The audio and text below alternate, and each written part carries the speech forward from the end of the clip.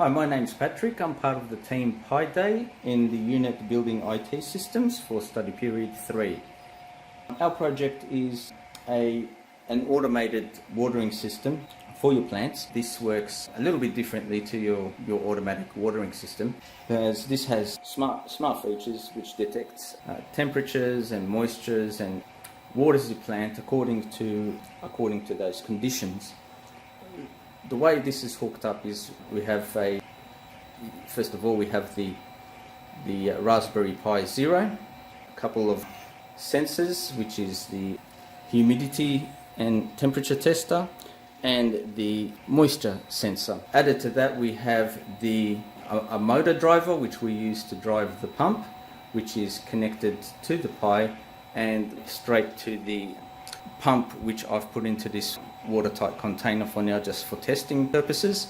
And that's basically the whole unit all wired up. Now I'll just explain how it works. We'll start with the humidity tester, and with the humidity sensor we have a positive and a negative and a signal. Now the positive goes to the positive terminal in your Raspberry Pi. So I'll just get the camera going. So we get the positive terminal goes straight to your 5 volt in the that's a 3 volt in the Raspberry Pi, and the negative goes to your ground in the Raspberry Pi, and then the signal which we hooked up to pin 22, which is GPIO pin 25. For the moisture sensor, we hooked up the blue pin over to pin 40, which is GPIO 21. The orange pin went to the 5 volt Raspberry Pi, and then we had the signal going to the GPIO 39. Sorry, that's not the signal. The brown pin is the ground, which went to GPIO 39. The blue pin is the signal pin, which is the pin 40 to GPIO 21. Then we have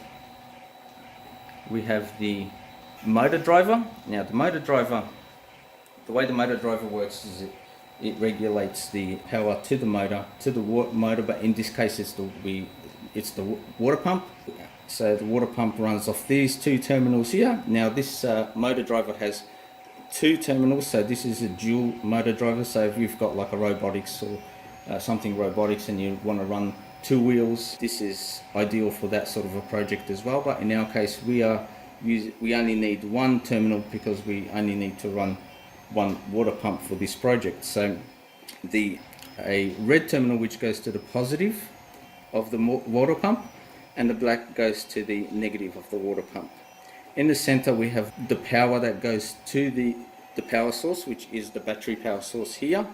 So we have a red terminal that goes to the red part of the battery pack, and a black terminal that goes to the black wire in the battery pack.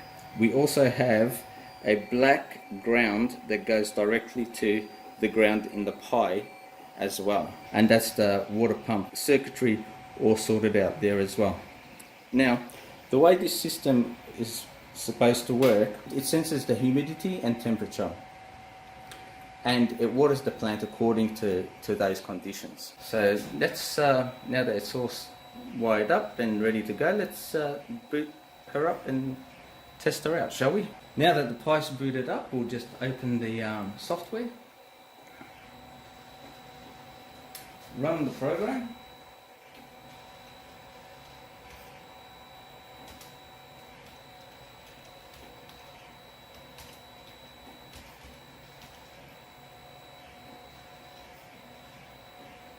and what's supposed to happen now is that obviously the water sensor is not in a plant, it's not submerged in water as well, so ideally what's really meant to happen is that it senses that there's no water detected, and therefore the water pump should go on. So let's give that a go.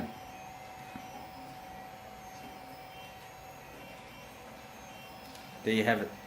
So there's no water detected, It's reading it's also doing a temperature reading within the software. As you can see, it's doing a temperature 20 degrees.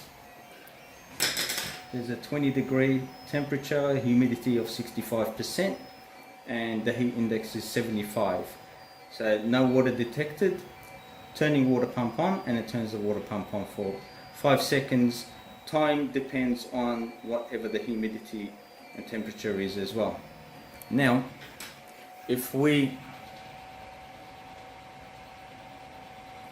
had to put the moisture sensor in some water, which I have here, I'm going to put that into the water. As soon as I put that into the water, the program will detect that there is water detected,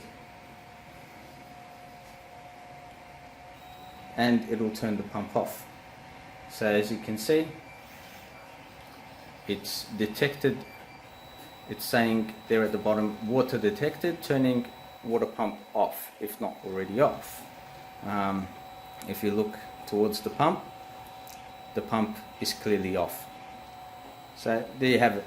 That's our watering system for Team Piday. The next stage is to now mount it all together, have a plant connected to it, and that's the project complete.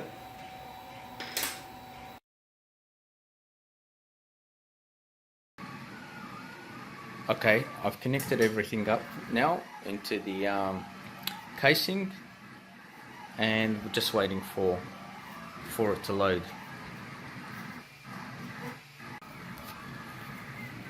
So I've put the electronics together. The base is up there. The water reservoir is working great. It's holding water.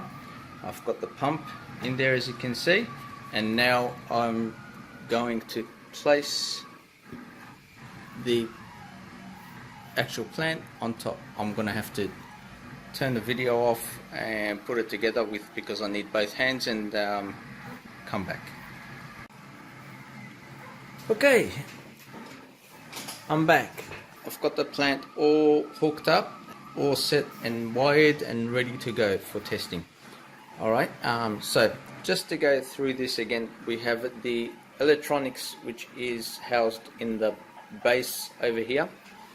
You have the water reservoir containing obviously the water, and the water pump, which will supply water over to the plant when it's needed, and obviously the pot plant itself, which is up here, and also we have a soil moisture sensor over there, which comes from the junction box here at the bottom here. The computer, the Raspberry Pi, is hooked up under here. I have it all plugged in as well. We've got power, we've got the USB dongle, and obviously the HDMI cable, so that we can see what we're doing on the monitor here. And now what's really supposed to happen is that when I run a Python code that we wrote for this program, it should have a reading of the temperature and humidity readings. It would water the plant until it senses that there's moisture, and once it senses the moisture, it will turn the pump off and continue reading the temperature and humidity in the room. The readings will determine how long the pump will work for.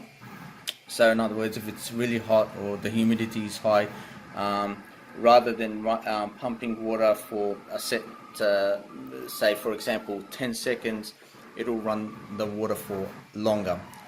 So it determines how much to water the plant depending on the current weather conditions as well. So I'm ready to give this a go, and we'll see what happens. Press enter. Okay, so the plant's being watered now, and once it senses that there's enough water, the pump should stop. There you have it. It's stopped pumping. The program is telling us that the current temperature is 19 degrees, humidity is at 65%, the heat index is at 76.0. It's telling us that water has been detected and turning the water pump off, if not already off. It will continuously keep reading the temperatures and the humidity and the heat index.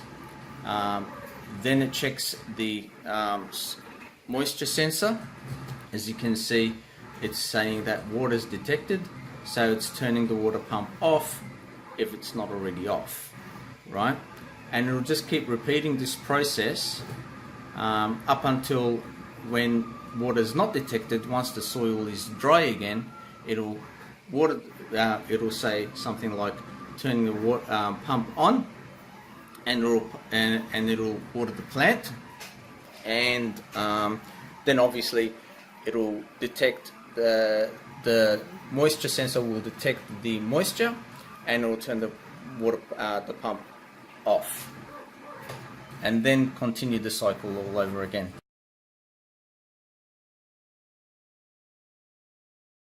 Hi, I'm Daniel Bourne from Team Piday, and today I'll be showing you our remote shells. I've booted our Raspberry Pi to save time, and I'm double checking the IP addresses as 10.1.1.139 and on my Windows machine 10.1.1.22. From here I will show you a program called Piday. So Piday is just a remote shell program, and we will enter our Raspberry Pi IP address, making sure that we have port 22 and the SSH button radio button ticked. We open, it will ask us for a login, and this should just be what you set up and start up. And as you can see, I'm logged into a remote shell and an ls command over here and an ls command over here. So we're currently in the same folder. So on my Windows machine I'll run a touch lol, should create the file lol, and over here we'll run the same command ls, and there he is there. So that shows a remote shell into our Raspberry Pi. Next we will go on to WinSCP, which is a simple FTP program. So from here under the hostname, just enter 10.1.1.139, which is our Raspberry Pi username and password. From here, this is my Windows machine and this is my Raspberry Pi, same folder, lol. And then here I can drag and drop files simply. So I'll drag and drop Ableton over, and then I will double check him over here. Yep, ableton.txt, which is a simple FTP, so you can use that to drop in any scripts you like or anything like that, just to update your Raspberry Pi. So I'll close that and go into VNC. VNC is a graphical user interface, so I previously have set this up, and you currently need that symbol, VNC, to run, and that proves your VNC server is working. So we'll double click into this, and he'll ask you for a password as well, which should be the password that you used on setup.